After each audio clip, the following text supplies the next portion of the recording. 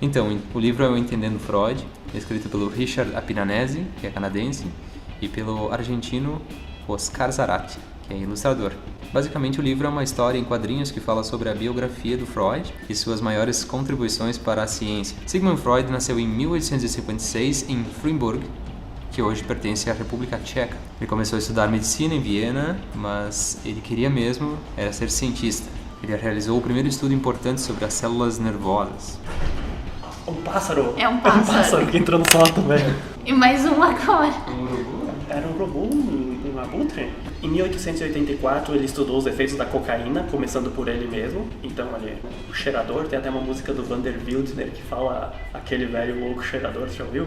Rola um trechinho. Juliana, me fale a teoria do seu Sigmund Freud, aquele velho louco cheirador. Ele... Nunca tinha ouvido essa música, viu? não.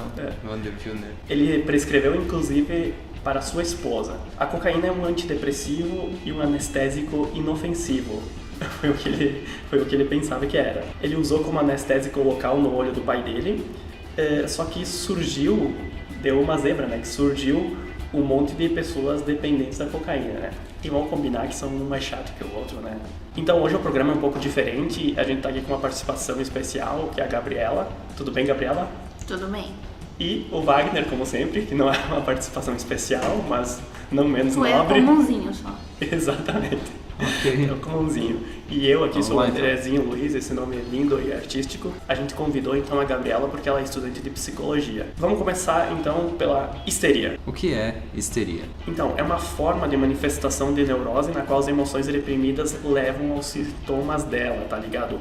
Esses sintomas podem sumir se a pessoa conseguir expressar as emoções reprimidas, que, vamos dizer assim, impedem ela de levar uma vida normal. Então, Gabi, eu li algumas histórias de casos do Freud, assim, que a pessoa tem determinado problema e quando ela se confronta, que ela descobre a origem desse problema, ela acaba sendo curada. Comente isso, em 126 caracteres. Não se estenda. Procede? Eu não tive ainda a parte clínica, ainda não fiz o estágio clínico, mas eu acredito que sim, ele acredita muito que tu traz pra consciência, né, o teu problema, daí quando tu traz pra consciência e tu assume aquilo, é melhor. O Freud, ele então foi um cara genial porque ele inventou vários métodos da gente descobrir a origem desses problemas. E o primeiro deles é livre associação. Então, a livre associação, o que é? O galego, ele fala o que vem na cabeça e isso vai penetrando no inconsciente dele para ele chegar na causa da neurose. Por exemplo, ele perguntava para o paciente assim, fala a primeira coisa que te vem na cabeça. Boné. O que te lembra o boné? Cabeça. O que te lembra a cabeça? Lembra inteligência. O que te lembra a inteligência? Lembra estudos. Estudo? É um negócio sem fim. Ah, tá. O estudo me lembra o Freud. A gente vai entrar num ciclo infinito. Eu acho que sim, é. Aí tu foi induzido, cara. Tu não falou aquilo que tu tá vendo na tua cabeça. É verdade, acho que não. Tu tem que ser sincero, tu tem que ser honesto. Eu acho que se dá um delay assim de 3... Tu não pode pensar. Tu tem que falar aquilo que te vem na tua cabeça, porque tu racionalizou. Tu racionalizou. É que talvez tu tenha vergonha de falar porque tu tá aqui, né? Sim. Mas tu fala pra uma psicóloga, aí ela vai chegar na origem do teu problema, né? Que todo mundo sabe que é a drogadição. A gente não vai compartilhar com ninguém, fica tranquilo, Wagner. Eu acho que essa questão da livre associação é que ele deixava a pessoa... O que acontece hoje os psicólogos é que eles perguntam pra ti. E os psicanalistas, eles fazem diferente, eles esperam tu falar. Eles lançam uma pergunta e eles não ficam te interrompendo toda hora, entendeu? Sim. Hoje seria... A livre associação hoje seria assim. Mas nesse caso do Freud, ele começou com as palavras. O método então tem mudado. Sim, vai mudando. Outro método bacana, então, que o Freud inventou é interpretação dos sonhos. O que ocorria? Antigamente, eles acreditavam que os sonhos eram uma sensação do corpo. Por exemplo, passa um caminhão na rua da tua casa, tu sonha com o caminhão. Tu comeu pizza e tu sonha que tu tá no deserto com aquela sede desgraçada, tu tá no deserto rastejando quando tu enxerga aquele fruque sabor guaraná. entendeu? Tu sonhou com o Fruc no deserto porque tu tava com muita sede. Quando que tu toma muito líquido à noite e tu sonha que tu tá mijando, e pode acontecer de tu acordar mijado, né? Já te aconteceu, Gabi? Não. Muito bem, então. Quando aconteceu, Agora aconteceu de eu tava sonhando que eu tava caindo, daí eu acordar assim, assustada. Assustada. E você, já se mijou, Wagner? Já Se mijou? Já, muitas vezes. Mas o Freud, ele acreditava que não era só isso o sonho, as tuas sensações, por exemplo, sonhar com o caminhão porque o caminhão passou na rua. Ele acreditava que o sonho, ele tinha um sentido e que a gente pode nos conhecer melhor através deles. Mas não é bem assim do tipo, eu sonhei com uma cobra, a minha vizinha tá falando mal de mim, e nem sonhei com o guaxinim, vou jogar no 126 no jogo do bicho. Não é isso.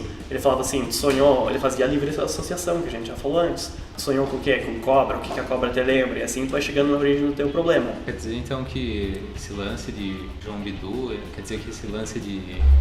Como é que é? É astrologia? Não, eu não sei como é que você... Astrologia? Esse lance todo de... não existe? Não. João Bidu é o maior vendedor de revistinhas e bancas. Não, mas eu não sei se o Freud ele contradiz a astrologia, né? Mas ele fala da interpretação dos sonhos da moda dele, né? Do estilo dele. A outra questão da interpretação dos sonhos é que tu sonha um desejo teu reprimido, né? Então, às vezes o teu é um desejo que tá no teu inconsciente, né? Isso, Por isso que às vezes tu sonha, nossa, eu sonhei com a pessoa tal lá, nem tava pensando nela. Talvez inconscientemente tu tinha algum desejo. Eu acho. Segundo Freud, a consciência censura o conteúdo, por exemplo, da tua histeria ou do teu problema. E o inconsciente manda essa mensagem através do sonho, ele manda codificado. Olha só como minha mente é misteriosa. É que a nossa mente é dividida no id, no ego e no superego, né? O id é o inconsciente, o superego é as normas sociais e o ego é o meio, né? Então o superego ele tá toda hora te censurando, daí no sonho é como se fosse a tua barreira da censura, ela diminui. Então no sonho ele passa. Então tu vive aquilo que tu queria ter vivido no sonho, através do sonho. Inclusive eu tinha uma amiga minha que ela tinha pesadelos, que ela sonhava que ela era a mulher gato e que estava combatendo o crime. Sempre com os vilões repulsivos, assim, ela sonhava direto com isso aí. E daí ela acabou fazendo terapia e ela descobriu a origem disso tudo. Que foi quando que uma vez ela estava com 4 anos, ela estava em casa e entraram uns bandidos na casa dela, assim, e acabaram chutando a cabeça do gato dela pra longe, assim. E daí por isso que ela sonha até hoje que ela é mulher gato e que tá combatendo o crime. Essa história eu inventei, tá? Mas é só pra ilustrar. Vocês acreditaram? Mas é só eu acreditei, acreditou? idiota. Mas é só pra ilustrar, é mais ou menos isso, né? Tem um outro ponto também aqui que o Freud fala. A gente só se baseou um pouco no livro, mas a gente fugiu, a gente buscou informação em outras fontes, né? João Bidu. No João Bidu, inclusive. O Freud falava do ato falho, que esse exemplo é real, não tô inventando. Era um cara que ele tinha sido nomeado para ser ministro do, sei lá, do almoxarife da Casa Civil. Era um ministério meio irrelevante, vamos dizer assim, pelo que eu me lembro. E no discurso dele ele falou assim: é com muito orgulho que eu estou aqui para receber a nomeação de ministro da Fazenda. E daí todo mundo começou a rir, porque não era da Fazenda. Ou seja, ele falou o ministério que ele gostaria de estar assumindo, né? O ministério que ele desejava. Muitas vezes o ato falho, aquilo que te trai pela palavra, é um desejo teu, né? É um desejo.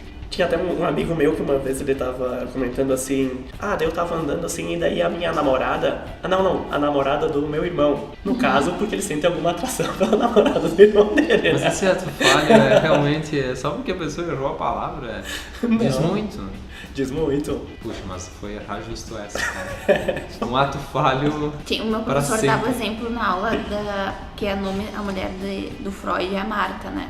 O nome dela. Daí teve uma frase no livro que ele dá um exemplo do ato falho, que seria uma vez ele foi falar, se eu não me engano a irmã dele também era Marta, alguma coisa assim. E a Marta, ele não gostava muito da Marta, daí ele foi falar, a Marta morta, daí todo mundo notou que na verdade ele queria que ela tivesse morta, né? Então às vezes é uma troca de letra que na verdade mostra um desejo que tu tem. Essa foi pesada, que nem né? essa aí. Essa traiu ele legal. Tem um caso muito interessante do Freud que é chamado O Homem dos Ratos. Vocês têm conhecimento desse caso? O que Era a história de um rapaz, né? em que um rapaz que tinha versões e tinha imagens dos ratos com experiências que ele teve com as mulheres mais velhas.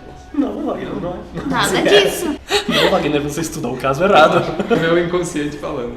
Tinha um rapaz que ele era do exército e ele recebia umas ordens da mente dele pedindo pra ele cortar a própria garganta.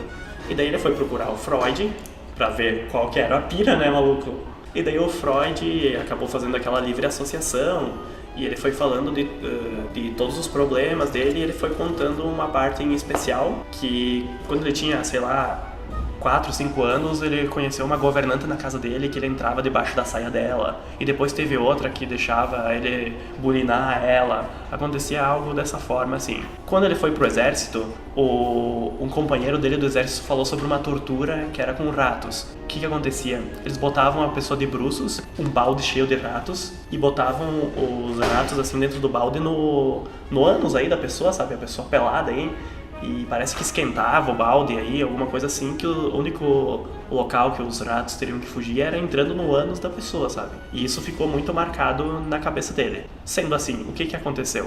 O pai dele queria que ele casasse com uma mulher mais rica, pra ele se dar bem na vida e tal. E ele queria ficar com outra mina que ele achava mais atraente, mais gata, mais da hora, tá ligado? Então, o pai dele ficou entre os desejos sexuais dele, sabe? Ficou como sendo uma pedra para que ele realizasse os desejos sexuais, os desejos amorosos dele. O pai dele castra ele.